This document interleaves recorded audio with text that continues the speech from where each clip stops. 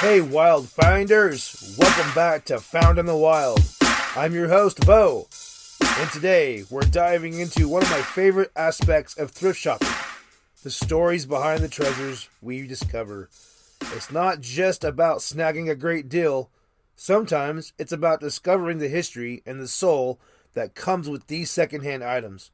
Let's explore the hidden histories of thrift treasures and how you can uncover the story behind your finds. Have you ever picked up an item at a thrift store or yard sale and thought, who owned this before? What was their life like? It's a feeling I know very well.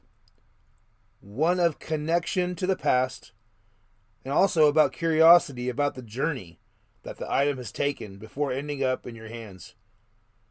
I was at a sale not too long ago. Shiloh's Picks. Good dude. Goes out and does storage sales. He buys stuff out of storages and he resells. A couple times a year he does a pop-up. And I was at one of his sales. And me being a diehard Blackhawks fan, and I love hockey, I see this amazing Bobby Hall autograph on a plaque. And I'm like, dude, this is rad. I look at the back of it, and it's got a certificate of authenticity, if I can talk, from where it came from. And I was like, it's kind of a cheesy placard. The picture is kind of like, it's a drawing. It's not a normal picture. It's like a colorful art with, it's got his main face, and then there's two different pictures of him, one playing with the Jets, one playing with the Blackhawks, and then it's signed.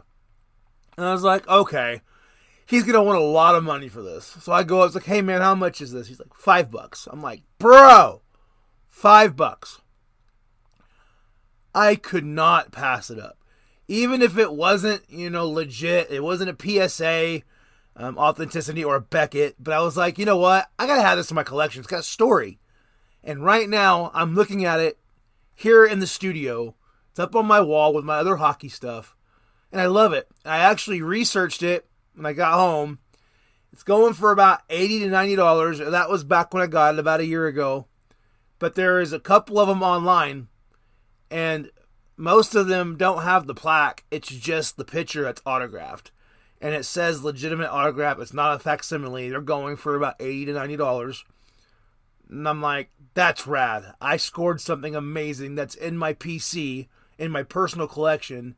And I got it in the wild for dirt cheap. Gotta love being in a state that's not huge about hockey and also about digging people like Shiloh for giving me an opportunity to have that item and not at a crazy price where it could be in a forever home. So now I bet you're wondering, how do you uncover the story behind your finds? Here are some tips to get you started. Number 1, check for maker's marks. Look for stamps, engravings, or labels. These can tell you where and when the item was made. Number 2, online forums. There's a collector's forum for almost everything. Vintage furniture, old toys, and more. Misha, my awesome friend, we founded I Love Loose Figures together. We're starting on some other stuff soon, so mad props to you. I know you're listening right now. He got me an awesome Ninja Turtle Leonardo, the second run of the Ninja Turtles that were still Mirage Studios. And I'd never seen the packaging before. And I'm like, this is weird. What's the value of it? And I looked. I took a deep dive online. I did Google search. I hunted for weeks. I just could not find where it came from. And I found a Ninja Turtle forum. And I was like, this is cool. So I sent them a picture. I was like, hey, it was like that wasn't just a forum. This was like a history of Ninja Turtles. Like packaging, product, all this stuff. It's like if it was going to be found, this dude was going to know where it was at. I'm like, okay, let's see if they find this. And I sent it to them. They come back and go, yeah, it was a double package. Like it was a dual pack of 2 figures in one. And it was kind of hard to find. He sent me a picture of what the other figure was that was in that lot. That helped me out. I went to go look, and that item was going for about $120 by itself. Just Leo. But mine was not in that great a shape when it came to the packaging. There was some rips in the packaging, in the plastic part. But I was able to sell it. Sold it for about $90. And we started I Love Loose Figures. I was able to pay my half of getting the business started on the LLC with that, plus a little bit extra money from other sales I had. So you never know. Always look for maker's marks and always deep dive looking for forums to help you find the product. Number 3, apps and resources. Tools like WorthPoint can help you identify the era or value of a piece based on its style or details. And number 4, bonus, you can use Google Lens.